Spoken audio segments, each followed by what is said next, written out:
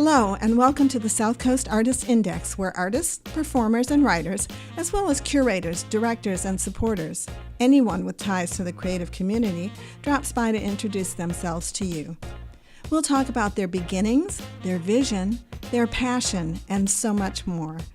The South Coast Artist Index podcast is brought to you in part by Heavenly Spirits, who invites you to celebrate the art of life and creative communities everywhere. Learn more at heavenlyspirits.com.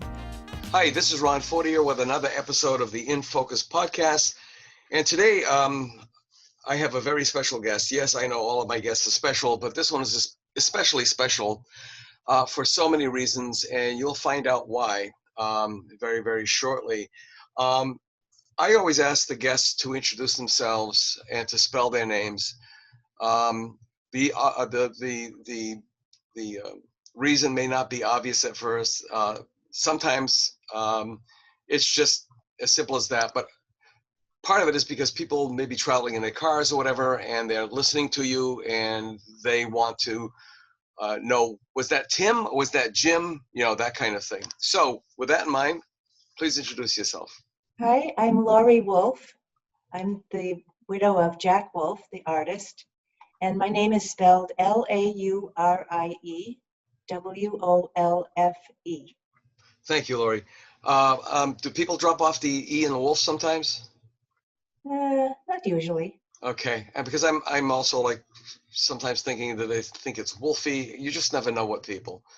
I never think I know what people think. That's I have a friend named Min Tu, who's Vietnamese. It's a very simple name. When he spells it, they still can't get around it. So you just never know. Laurie, the reason why you're an extra special guest is for the way that I discovered you through your husband, your deceased husband, Jack Wolfe.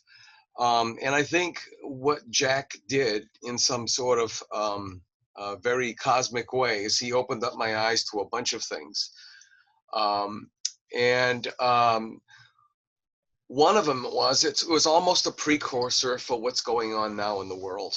You know, once upon a time we called it civil rights, especially when Jack was around painting in that manner, you know, in that headspace. But now it's just referred to as BLM, Black Lives Matter. Could you just give us a brief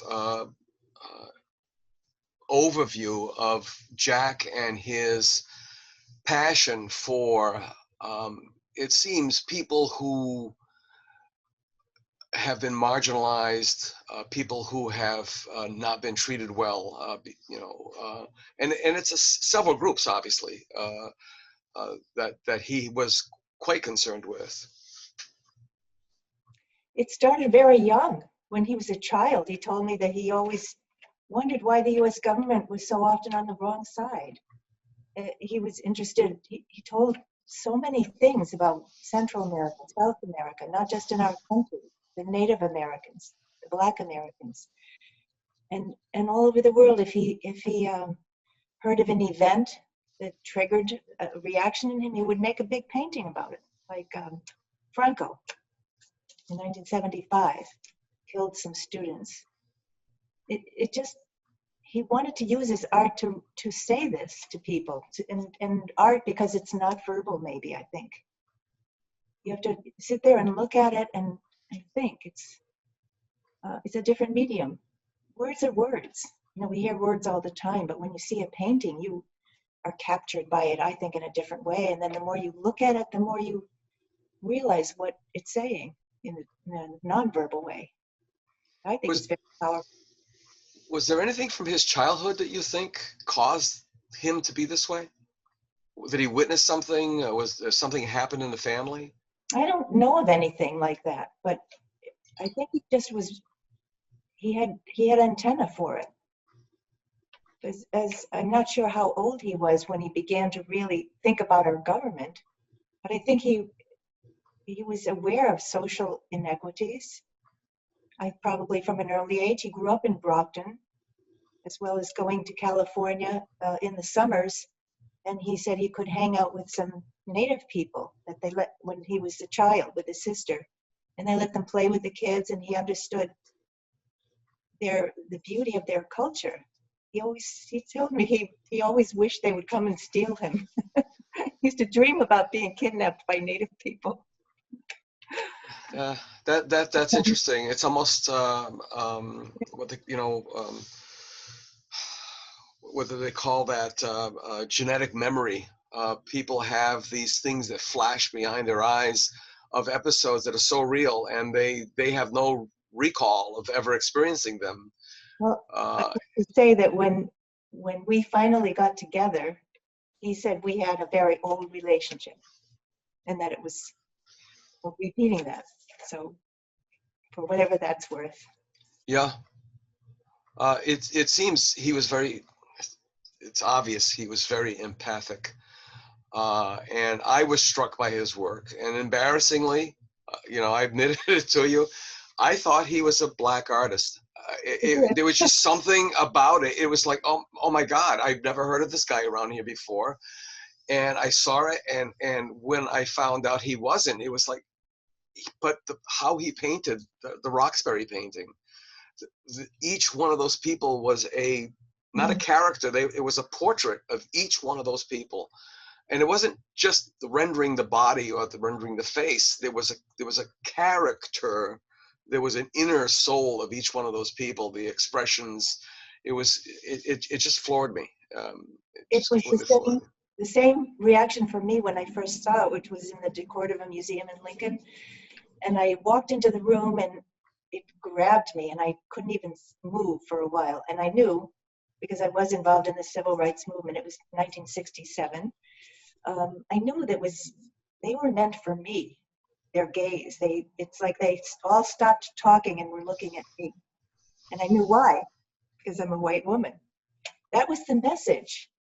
And the more you look at the paintings, the more you feel it. And when my son-in-law Ben was shooting the picture at Bridgewater State last fall, I got to sit on the floor and look at those faces for a couple of hours. And exactly right what you said, because he knew them all. They were his neighbors. And he was extraordinarily intimately perceptive in a way that really disturbed some people. I could tell you an anecdote about a family that he painted. Painted the whole family and then separately. And the woman said to her husband, buy the painting. And apparently she took it home and destroyed it. It was quite a dysfunctional family. So that could be she didn't like what she saw. He painted it thorns and all, I guess you'd call it. Yeah, whatever was in there, he perceived it, and she didn't like to have that out. She didn't like to see it, probably. It was a mirror for her that she tried to disguise normally. Was he, I think the term is sensitive. Did he have ESP? Did you ever experience that with him? Well, I know that he always said his mother was psychic, and she could predict things and had a sense. I just think his radar was very acute of all kinds of things, so that he really, it's probably why he could paint Black people and you could feel an empathy there, because I don't think he disconnected himself from people the way normally people try to do. They keep a little shield around them. I think he'd be right in there with them, and they knew that. One of the neighbors was Malcolm X, and people say, well, I didn't think Malcolm X had friends that were white. But it was different with Jack. I think a person as perceptive as he was would understand where Jack was, and just could have a good conversation with him, which is what we've been missing for so long, conversations between various groups of people. Yeah. Intelligent conversations. Intelligent ones and honest ones. And I run in the park every day. And I've met a lot of people. It's in Brockton, where it's a very diverse community. And one little story is that I was running along and I saw a goose acting strangely. And I looked at her and it was some massive bites to her head and neck. And I called my daughter who works at a rehab place and the animal control. And while I was waiting for them to come, a man came along, African-American man, and he said, are you feeding the goose? I said, look at her head. And that, that lasted about 2 minutes. But a couple of days later, I saw him again. And within just a few minutes, as strangers, we were talking about racial relations. He said that he had grown up in the South. I said, where'd you grow up? And he said, Virginia. He said, if I met you on the street, I would have to step off the sidewalk. And I said, Emmett Till. And he just looked at me and he said, yes. And then he understood that I know a little bit about his history. And I couldn't even speak after that. I think we both didn't speak because it's such a horrible thing to think of. He said, I preferred it to Boston. When I came here, people were nice, but then they would, not really like you. And in Virginia, everybody was a racist and you knew it. People have said that before. You know where you stand. But anyway, it was the conversation that was maybe a few years ago, and every time we see each other, it turns into a really meaningful conversation. And often it's about race in the country right now. And it's just two people talking, but one's black, one's white. Yeah, exactly. I mean, I half of my family's black. I've learned a lot. I get emotional because it really hurts that my family could be hurt by ignorance and by hatred, and it affects people deeply. My sister-in-law, as you remember, I told you she's the first black woman to be admitted into the DAR. Admitted is probably a long shot. She pounded on the door to get in. She was a lawyer, and she got in. And but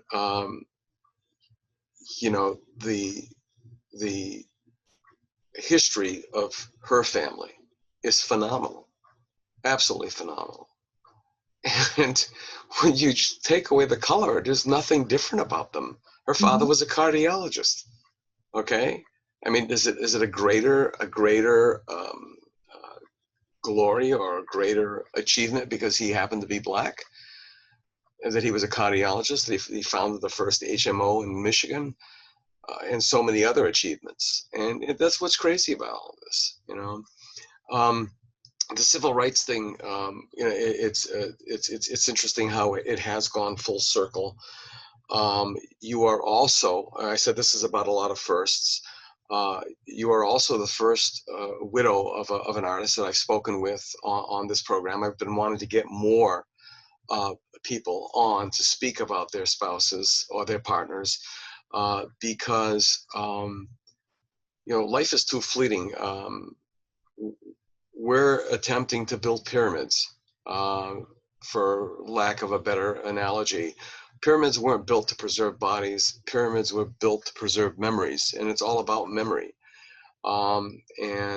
If this show can do something to help preserve or enhance or expand the memory of Jack, that would be fantastic. Could you tell us a little bit about Jack, how you met him, how he became involved in art, and that?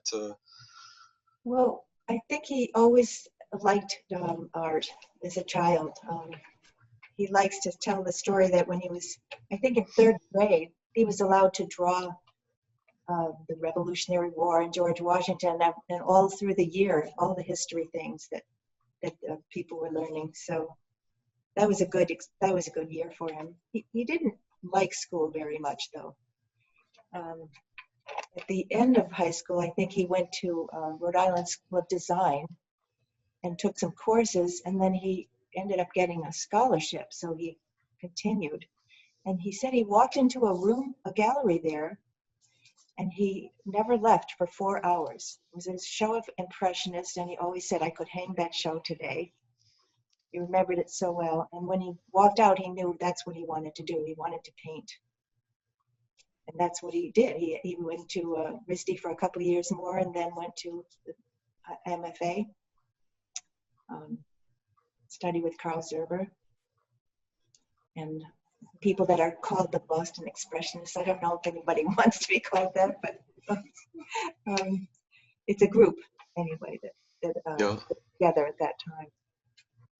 But he felt that he wanted to go his own way, and he didn't want to be limited as one kind of thing. I think the diversity of his work is an extraordinary feature, that he did portraits, and he did insightful portraits, and he did political things all his life, and he did abstractions. They all interested him.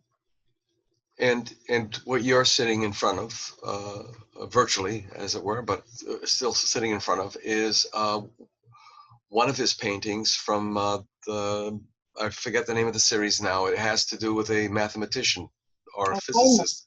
Yes. Feynman's Closet was called. Feynman's Closet. Now, for all of this incredible, intuitive, empathic aura that he had, would you say he was a math geek at the same time? Yeah, he was thinking of being a mathematician. Absolutely. Well, you can see that the structure of the paintings, the geometry. Yeah. Even the portrait of Lincoln, I asked my son-in-law which one he liked, the standing one or the sitting one, and he said the sitting, because I said, why? He said, because it's sort of cubist. Portrait of Lincoln. And it has the geometric base. So he loved math.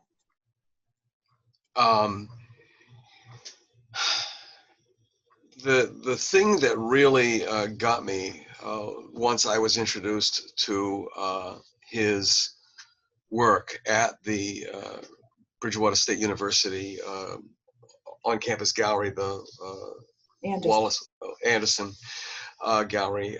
That's the smaller of the two. That's the Wallace Anderson, right? That's how they combined the larger one and the smaller one, I guess, when they speak of them.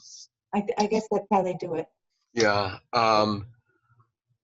You know, I was like completely thrown, and I spoke with Jay Block, the curator, and he told me that your husband, Jack, just turned on his heel at the height of his ascension in New York City and said, to hell with this.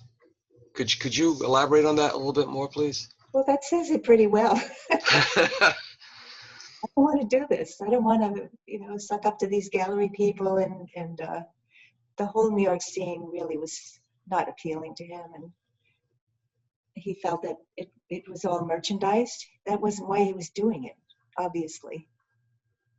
It wasn't the purpose. He didn't want to really have that much to do with money, but he did have a nice dealer in the beginning that connected him with New York. He showed at the Whitney several times, and his paintings went on tour with the State Department in the 50s. This was back in 57, 58. So that was well connected, but she died. And he still didn't want to go back to New York, so he thought that he could survive on the momentum here, which was quite great. And he did for a long time. But, people can't buy so many portraits and whatever. So the interest has dwindled as he went on. Would you say he became reclusive in one sense? I would say that he didn't really admit anything outside the studio. He really wanted to get up and work in the studio every day. And if there wasn't anything to do, that's okay. That's quite what he wanted to do. So. So sort of like one of those silly tags that they put on you in high school for the yearbooks, happiest when. Yeah. So he was happiest painting. Now his Indian or American Indian or native peoples, I mean, again, we're getting super sensitive to a lot of things, and it's driving some people crazy because they don't want to bother with being sensitive. But that series of which I have images, which will be placed on the podcast post page, on the website are quite interesting because they are so unlike the mathematical paintings. They are so unlike the African American paintings, the Vietnam paintings. They are almost done in the spirit of the particular peoples that he's portraying. Yes, absolutely, exactly. That's what he would say. People would walk in and say, did you know these people? He would say, they appeared in my studio. Physically or spiritually? He never said. He never said. But they appeared to him. He would get a canvas ready. He'd know somebody was coming, and they would appear to him. And then he would paint the painting. Sometimes, like Leonard Peltier was a real person, that he, again, a political prisoner, you might say. And so he wanted to paint him. He painted him in 1975 when he was put into jail by the FBI, and then 25 years later did another one. Because I believe that he's still alive. The last time I checked, he was. And that story of Wounded Knee, both the first Wounded Knee and the one in 1975 was horrendous for him. It was deja vu, awful. That made him do the painting. He couldn't not do it. I don't think he could not have done it. We're going to have a virtual show of those. Bridgewater State is going to produce a virtual show of the Native people as well when we get some more photography done of those. That'll be coming up. Very close to his heart. Let me ask you a question about him, being in the presence of him.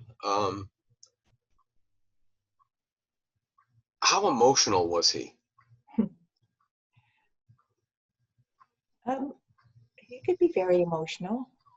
Obviously, there's great emotion in the work, and it wasn't lacking in his everyday life. He was a family man, and we had two daughters, and it was a very warm feeling. It wasn't like he was oblivious, somewhere locked off in a room. It wasn't like that. The studio is in the middle of the house. Kids were always walking through, neighbors' kids from across the street. There was a family across the street, I think they came up from Mississippi, a Black family with about 10 kids. The door was never locked in the 60s. And they were just always in and out, and they brought them flowers, and then they'd run over and say one of them fell and split his head open, and Jack would take him to the hospital. And they were all there at his memorial. The whole family came from wherever they were. They just really loved him. So, have you followed up on any of the children? Because I'm very curious if any of them took up the arts. I don't think so. The interesting thing about them, their name is Silva.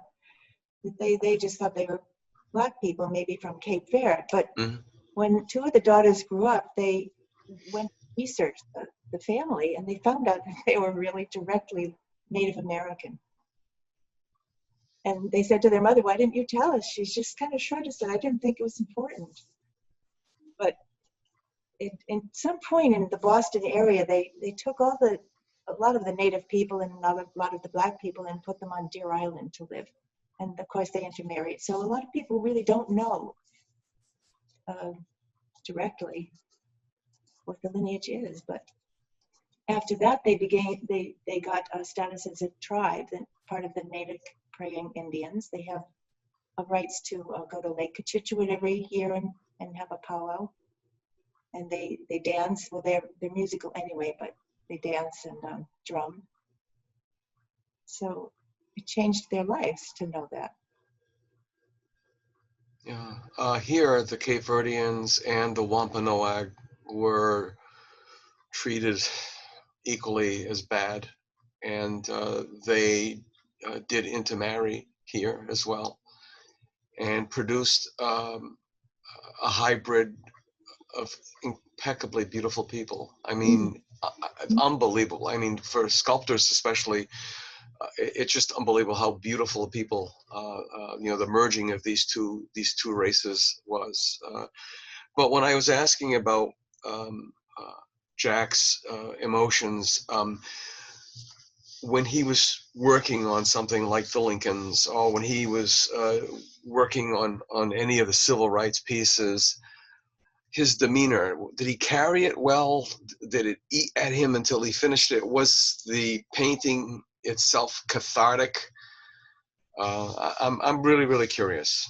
Well, that's when I met him, in the 60s. That was the introduction. So I don't know how he was when he painted those particular paintings. Mhm. Native people, I don't think it was any different in terms of a stress level. He just wanted to convey. He wanted it to be right, to have the message to people. Mhm. And he did do research about each person in terms of their tribe and what they might have had around them. So he has some of the artifacts in the borders.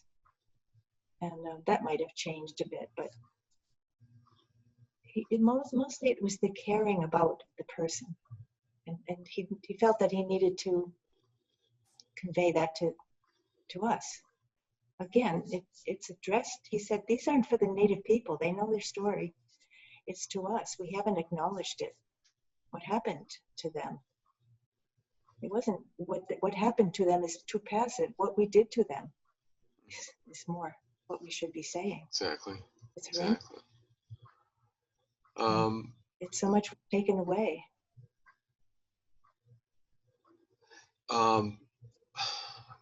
when he was working on these paintings in particular, as compared to his more geometric, mathematically inspired paintings, inspired work, was there a difference in his demeanor? No, No? it was just what he wanted to do.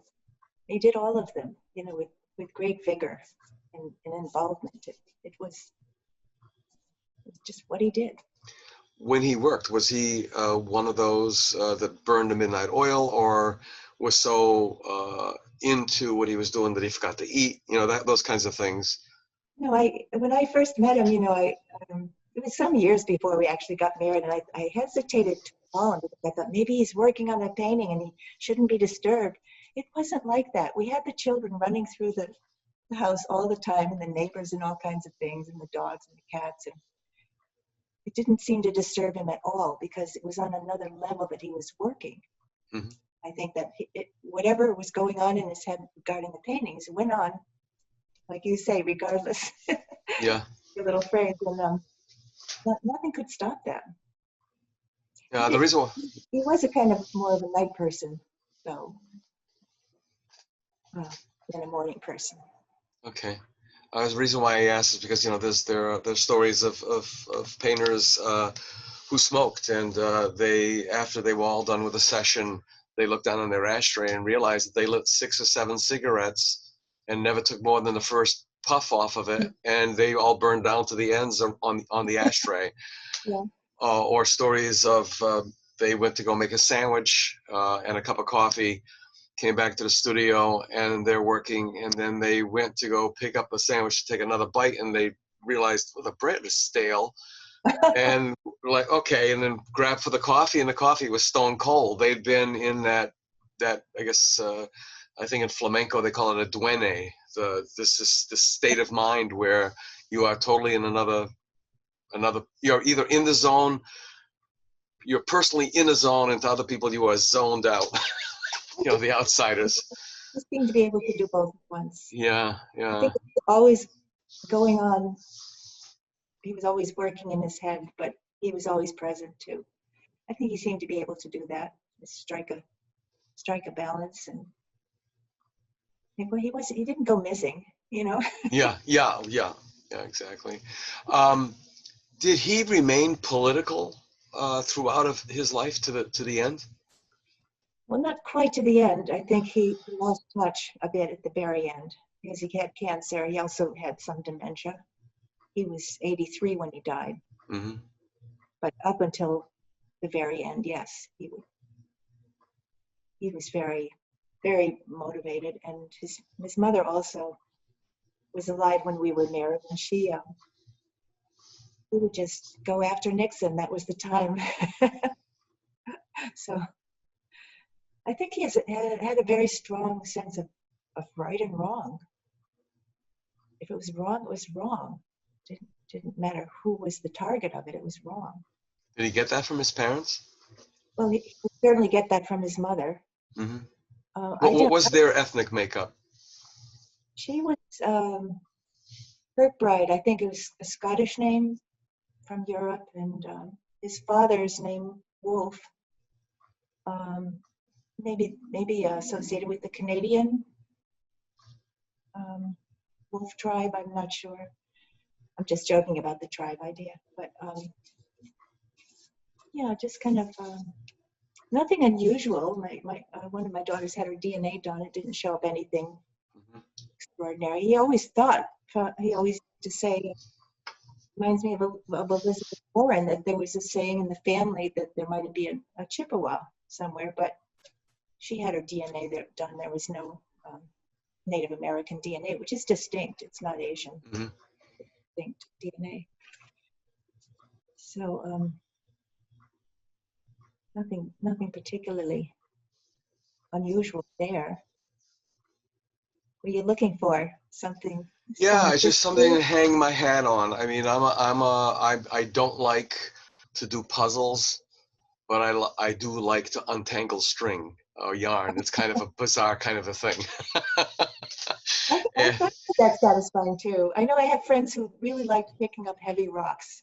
If they could do that, they felt they'd accomplish something. They're funny. Yeah, because I mean, one of the other things too is, I have to tell you sheepishly that he has become a hero of mine. Up until then, I mean, I really had no heroes except for, I was an abstractionist, and primarily everybody, which I hated, would say, "Oh, it looks like Cy Twombly," and I remember. I would hate that.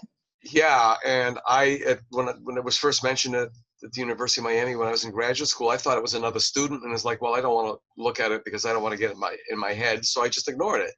And then I fast discovered that he was a painter, and that made it even worse. No, I don't want it, but it was constantly like I was in that shadow, and but with there was really nobody that I could really cozy up to, so to speak. I mean, I eventually did check out Twombly. A friend of mine forced me to. He said, "You have to look." And I found out there were a lot of similarities, and I also found that it was quite bizarre that two people could be connected into this trowel in the cosmos, unknowingly, not knowing of each other's thing. I mean, it was just weird. It was just weird.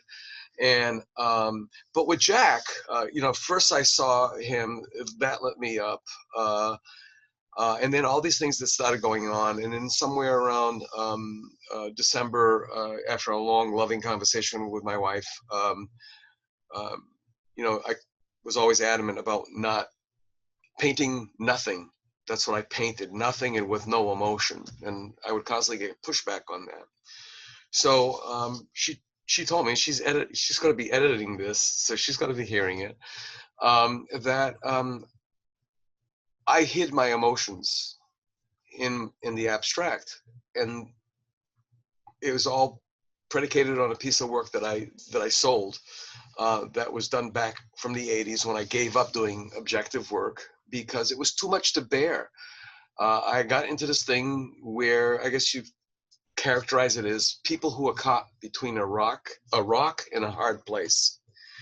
And it really, I just couldn't bear that kind of pain anymore, somebody else's pain. So I started doing the abstract work. Well, I had heard about the Greenwood massacre in Tulsa on June 1st, 1921. And that really skewered me. And with my Black family and such, it really started getting into my head. And I'm still trying to get it out of my head, because now I'm shifting gears from abstract to objective. You know, this is narrative and so on and so forth. And up pops Jack again. I saw I think it was Ben that sent me the link to the virtual show. Yeah. And it was like, oh my God, this is another part of my life where it's almost like preordained. It's just happening because it's supposed to happen. It's wonderfully weird. It's wonderfully weird. And so for me, you know, I look at him and I want to know everything about him. I've never been this sappy, if that's a word, or this kind of coat tailor, or whatever the terms are for somebody. I don't want his glory. I don't want his celebrity. I just want his spirit. That's you know, to help guide me. What was the last thing that he was working on when towards the end of his life? Did he shift gears at all? Well, he did a lot of kind of additions to some of the abstractions. He said, this looks like it needs a panel, so he would make some panels to go to this side of it. It was definitely a different activity, you know, because of the dementia. Mm-hmm. But he still wanted to keep working. I just want to go back to your, you know, painting nothing about nothing. Because you paint with color. To me, color is vibration. You can't ignore it and say that it's nothing. It affects people. You put down one stroke of a burnt sienna, and that's different from cadmium red, right? Yeah. And then you modify them, and you can't help but you're saying something. I mean, I read vibration. That's all. It's again, that's nonverbal. So I don't buy that you don't put emotion into your painting. I think you're trying to. You and my wife and most women, it's the crazy. I think I told you we were in Chicago for an opening at my nephew's gallery. I was the featured artist, and you know, you have to do the little artist talk thing. And so I came up, you know, I paint sang-froid, cold-blooded, with no predilections. I just approach the canvas and I'm just moving stuff around. And oddly enough, there was a majority of the people there were Asian women. And one of the partners in the gallery was Korean, and they all lashed out at me nicely, and they said no. And then they started to explain to me what they saw in the work, and without knowing me, it was kind of jaw-dropping, because it's almost like these people knew who I was, and I still couldn't understand that. And they went on to explain things, you know. Everything you did was a choice. Pardon me? Everything you did in your painting was a choice. Yeah. You didn't just take a black pencil and go line, line, line, line. You did things with colors, and so that's what people read. Mm-hmm. Now, how was Jack guided? I mean, when he started a piece of work, like especially an abstract piece of work. Oh, he loved it. He would just go make a big canvas and just do some random bold thing, and then he'd sit back and say, this painting is out of control. And then he loved it. Was it a push-pull for him? This sort of a wrestling with angels kind of thing? No. It was just you had to cope with what it was. He had a quote on his studio that said, the conception must not precede the execution. Yeah. You must not know what you're doing. Yeah. That's true. It's true of many disciplines. You're gonna write it down. Yeah, I want to write it down because I know. Merleau, the French philosopher. Who was it? Merleau. Oh, Merleau. Okay. Ponty. Yeah. Yeah. So he liked that. He liked to be out of. He liked not knowing, and that he didn't know what to do. Well, it was But Michelangelo's. that doesn't mean anything sloppy, obviously. It means you have to search, and find it and go through the process until Yeah, it's something that satisfies him. He always said when a person was coming for a portrait, he said, "I'm going to work until I satisfy myself." So yeah. Yeah, no, I understand because there are people, when you do critiques and sometimes you're seen as being stubborn or you don't want to listen or you're entrenched in something, and it's really it is about satisfying yourself. But Michelangelo would look at a block of stone and he would see what was in his head in the block and say it was just removing the things that weren't what was in his head. and Picasso, one thing that was said about his is that why did you stop there? I think he said that's the key of an artist, to know when to stop. And Jack, people will come and look at a portrait that has a lot of white left in it. Maybe he didn't finish the hand, and they say, "Why didn't he finish the hand? Why is there so much? He didn't fill in the white." You know, it's done. It's done when the Yeah, artist says it's done, when he feels it. yeah, Picasso is like that. So yeah. I cannot argue really with an artist. Yeah, well, One it's thing you love. the three marks. The first one people think is the most difficult, especially if they're unsure of themselves. So it's that first mark, and then once you do that, and Picasso said the first act of destruction is an act of creation. Yeah, And then there's the second mark, and that second mark now creates this relationship with the first mark, and you're off and running. you're off. And then the last mark is and I'm sure Jack would probably agree, is the most difficult mark, and that's the last mark. It's I did the last mark on one. He said when he first met me, he sent me a card that said he'd like to do a series of portraits, and he would like to do one of me. So I thought that was a nice idea. So I came out, and he was talking about how much the sitter has to give, how much the artist receives from the sitter. So when he finished, I said, "Well, you've got so much for me, and I should sign it." So he said, "Okay." This is a beautiful painting that he's just finished. He's gonna he walked out of the room. So I took some vermilion, because my name was Vermilion, and I took a tiny brush and I signed it. And he walks back in. He just nodded. Yeah. I said, "Yep."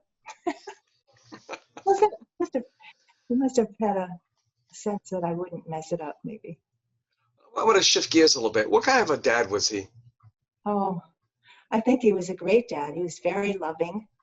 He was so happy with the daughters, and very nice. I remember one friend just talking about how this was maybe his first family, but just the way he fed a little child. It was very tender. Hmm. Any one moment in particular stand out? Oh, he was always there. And I think he was, as they got older, it was a little bit hard for me in certain ways to set limits. Mm-hmm. It was my own family, so he was very good at that. I think he could just talk to them and say, I don't know what he said even. I didn't even listen, but they could accept it better from him. Really? I had too many limits, I think. So I was never quite comfortable. Yeah. That's funny. Now, generally, I reserve this question for the artist guest, and I'm going to get back to you because you are a guest. You're not just a channel for Jack here. But how would you like Jack to be remembered? I think you just have to look at the work. You just want it to be seen in places where it can be seen. Some of them are so big that we're having trouble even finding a place for them. He just thought on a big scale. I guess it wasn't so unusual for painters in the 60s, but the Black Voice is 18 feet. His second Vietnam painting is 30 feet. And it's not easy to look at them. This is not sweetness and light. This is raw and true. And where are you going to put it? 30 feet. That's a big painting. That is a very big painting. And the other It thing too is, all came right out of the media. He didn't make anything up. It was all really people. yeah, Um, yeah. And the other thing too is with artists of his generation, there is now a glut coming on the market of artist estates. I mean, there is miles and miles and miles of canvas, painted canvas. That is, people are in the same situation as you're in. yeah, I read a book like that when he died, and I was so depressing. Yeah, it's that's another story for another time. I'm trying to get my friend Dr. Richard Connor. Dr. Connor is an evolutionary biologist who specializes in dolphins, Oh, and he's now representing 2, maybe 3 estates. And if he had the wherewithal, he would represent more. But the space that he has to rent, and then everything else that goes along with it, to the accumulation of these estates, and then trying to find, it's like an animal shelter.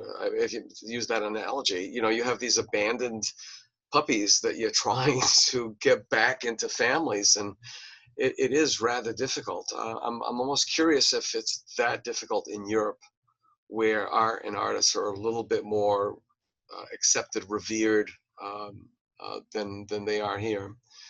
But let's. The puppy thing would resonate with Jack because his door was always open to Mhm. puppies, and people knew it actually. And at one point, he told me he had 15 dogs. Well, that was before I was there, but they were always welcome. And Yeah. he really was very caring for animals, and never would turn one away. Yeah, compassion is his whole thing. Now, let me ask you about you. Your background, your profession. Let's talk about you. Well, I was a dancer originally, and also an art teacher. And the dance morphed into studying with Moshe Feldenkrais. Have you ever heard of him? The last name rings a bell. I was involved in opera, not as a singer, but as a set designer. I worked for Boris Goldovsky for a short time, and a local university opera company. That's how I met him. Well, this is a system of awareness, and it's taught through movement. It's extremely subtle. You make very small changes, and it's about perceiving what you are really doing. Because most of the time we're just blank in terms of our bodies and what we're doing. So body movement is very precise. It can be precisely described, and then if you see that a person, as a teacher, you see that person isn't doing that, then you have to guide them to experience maybe just moving their shoulder backwards, because they're always moved in relation to the whole rib cage. And so in discriminating like that, you can then learn to function better. And it's not really about movement, actually. It's about all your functioning. What are we really doing? So it has a lot of ramifications that people discover, but secretly we just tell them it's movement and you'll feel better, which they do. It's actually a remarkable body of work. So that's what I do now. You're a living sculpture. You're in a space, and how you interact with that space, as well as yourself. Yeah, it's everything. The environment, everything around you, the society, the culture, how you perceive yourself and what you're capable of. Mm-hmm. You find out that we only use a small part of our capabilities. Some people know, basically they don't know too much about their own language, or they know 2 or 3 languages, and there are people that can speak 3 or 4, 10, 50. That's the capacity of the human brain, but we don't all reach that. Yeah. But we mostly limit ourselves because we don't explore enough. So have you ever dabbled in the plastic arts, as they refer to it more in Europe than they do here? Well, I liked art always, and I wanted to be an artist, but the fact is I wasn't one. I started out with painting, and I was really painting other people's paintings. which wasn't too satisfying. But in dance, there was an original thing happening.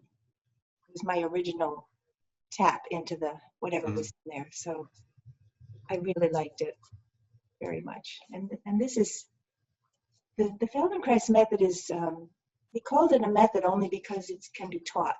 He was convinced that it can be taught. But the paradigm is really the artistic process where you don't know what you're going to end up with. When you work with an individual, you don't say, oh, this person has scoliosis, therefore this is what I do for scoliosis, no matter who it is. It's this person. And you might start out with their feet and put them at ease, and just whatever it is that's bothering them is connected to their whole being. So it doesn't really matter where you start. You can make a change at any point. That's what I'm saying. Yeah. No two Feldenkrais teachers would do the same thing, just like an artist doesn't do the same thing. Right. As an artist, I mean, you know, I always say, you know, I'm a trained observer, as other artists are, especially if you had life drawing classes and such. And I always notice too that, and maybe it's just my imagination, but people's postures say, obviously, a lot about them. Absolutely. Not just their emotions and so on and so forth, but it also says a lot about their social status, their social economic status. It's quite interesting. And then I've noticed too that women especially have a ramrod straight posture. Almost it crosses over a lot of different lines, whereas men are just very sloppy in their posture. It's kind of interesting. It's all interesting. I love to watch people. And the interesting thing is that it can be changed. Even a very old person can make some changes. Mm-hmm. I had an elderly woman come, and she said she was facing some surgery and maybe a back fusion, and she said her doctor told her never to do certain things.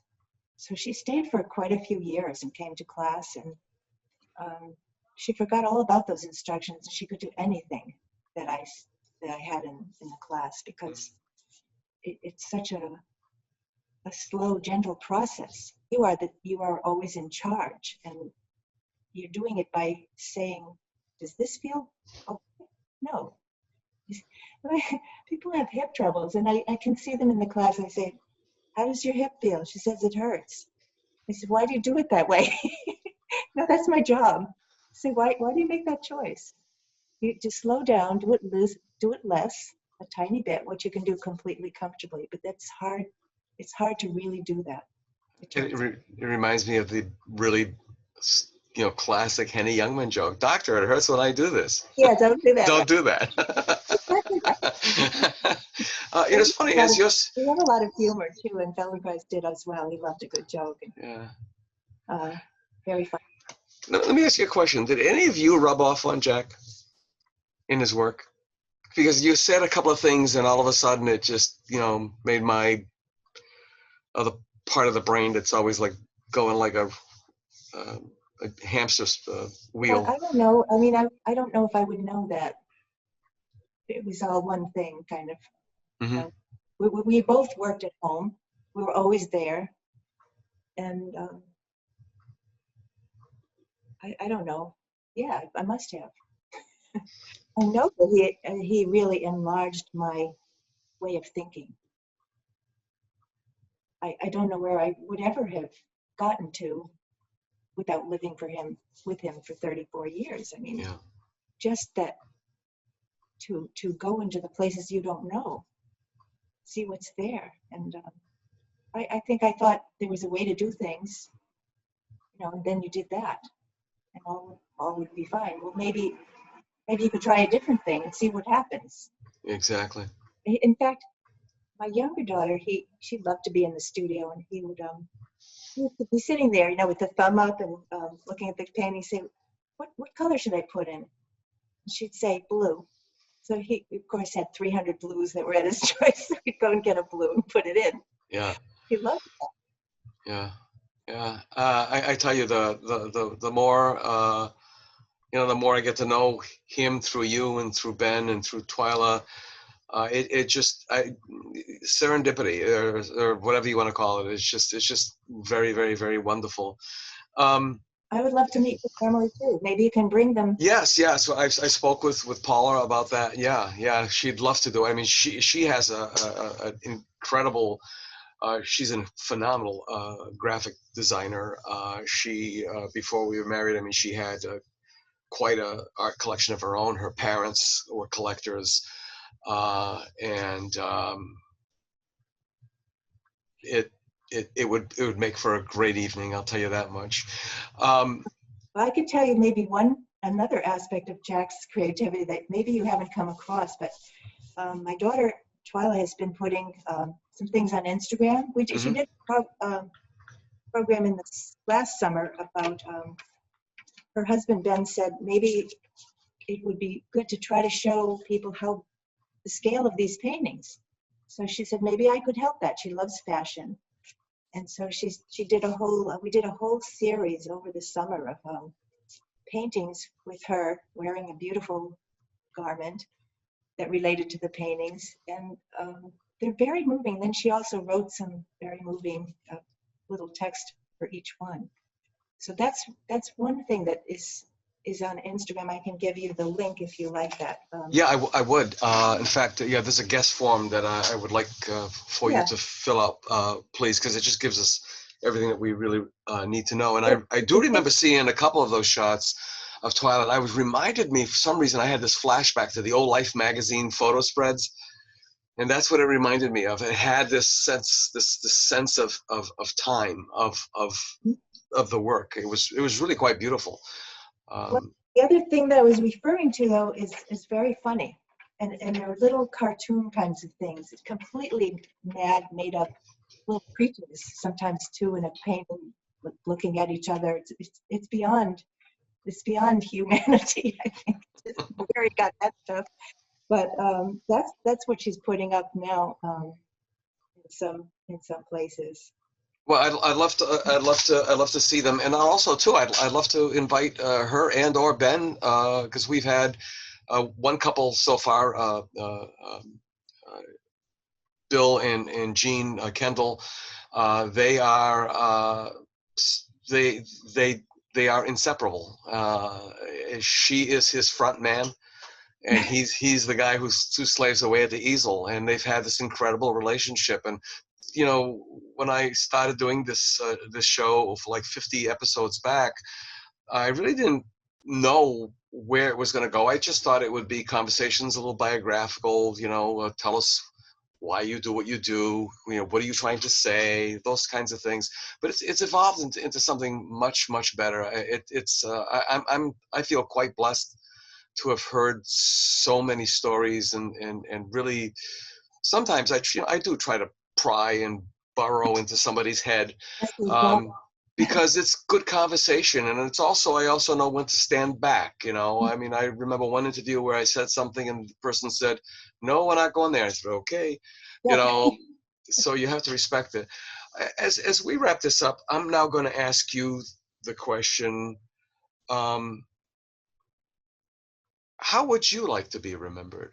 And I'm going to predicate it with asking you, as Jack's wife, or as Laurie alone, or because we all face that inevitability, and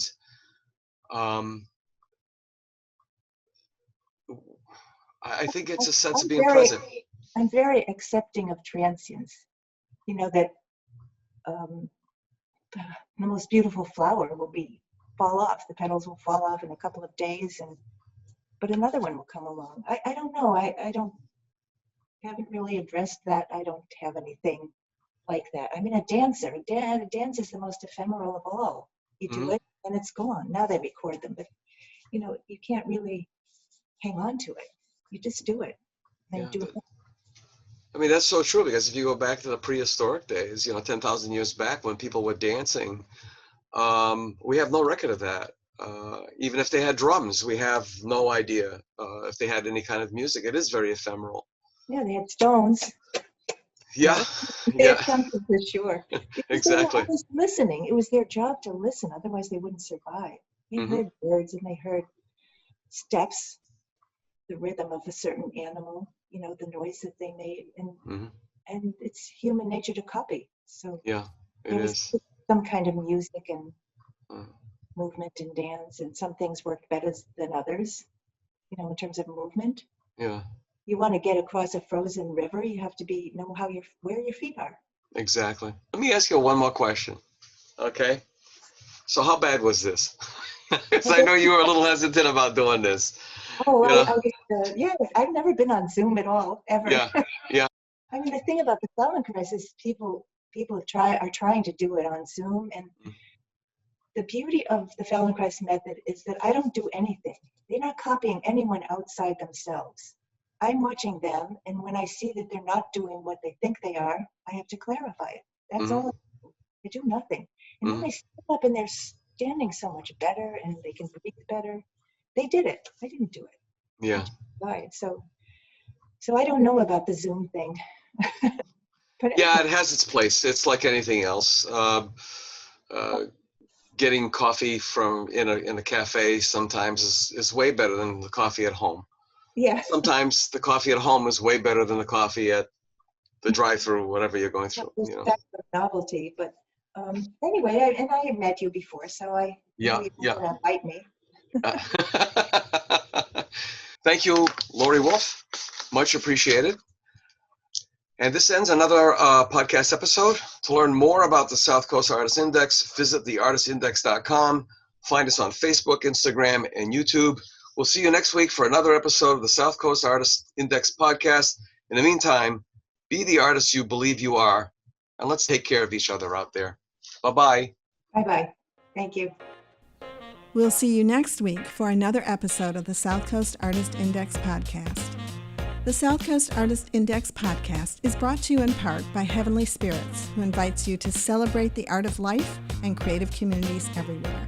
Learn more at heavenlyspirits.com. To learn more about the South Coast Artist Index, visit theartistindex.com. Find us on Facebook, Instagram, and YouTube. Be the artist you believe you are, and let's take care of each other out there.